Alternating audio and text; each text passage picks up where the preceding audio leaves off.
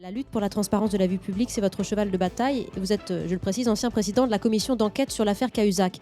On sait que ce n'est pas forcément un gage d'exemplarité d'avoir fait partie de cette commission d'enquête. La preuve avec Thévenoud. Comment on peut être sûr que ce que vous nous dites vient d'un homme honnête, loyal et droit, Charles de Courson? Oh, ben écoutez, moi, ma déclaration de patrimoine, elle est publique. J'ai combattu cette idée qu'il fallait la laisser en préfecture et que les concitoyens puissent venir en préfecture avec interdiction de publier les informations qu'ils recueilleraient. Je lui dis, mais ceci ne tient pas. En plus, c'est ridicule parce qu'il suffit qu'un journaliste aille microfilmer discrètement et publie ça sur un site étranger. Donc, vous payez vos revenus, vous payez vos loyers. Je paye mes impôts. Bah, je ne paye pas mon loyer parce que je suis propriétaire de mon logement. Voilà, oui, moi j'ai pas de dette, vous voyez, mais j'ai parfois le sentiment de vivre dans un autre monde. Ce qui choque beaucoup nos concitoyens, et ils ont raison, c'est comment une telle situation n'a pas été dénoncée. Puisque, prenez l'affaire Thévenoud, ce qui est intéressant, c'est qu'il n'a pas payé, il n'a pas fait de déclaration d'impôt, c'est-à-dire non-déclaration d'impôt. Donc il a été taxé d'office. Et comme il ne payait pas, il y a eu un avis à tiers détenteur adressé à l'Assemblée nationale.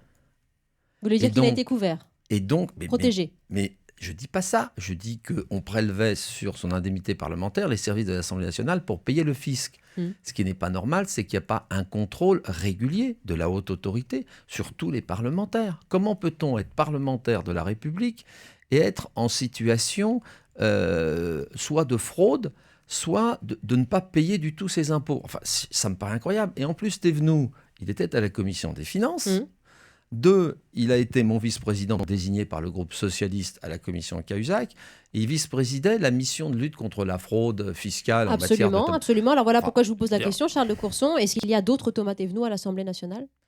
Il semble qu'il y en ait quelques autres, pas beaucoup, parce que vous savez, on ne parle que des canailles dans ce monde. On ne parle pas des gens honnêtes. Les gens honnêtes n'intéressent personne. Bien.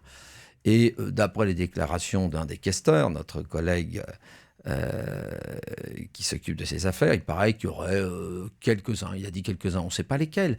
Mais ils vont être rattrapés, ces canailles? J'espère. Mais moi, je serais pour un système automatique, comme pour les ministres, quand vous êtes nommé, il y a un contrôle automatique de votre situation fiscale par la haute autorité. Alors justement, on va en parler de cette haute autorité qui a été efficace. On devrait faire la même chose pour tous les parlementaires.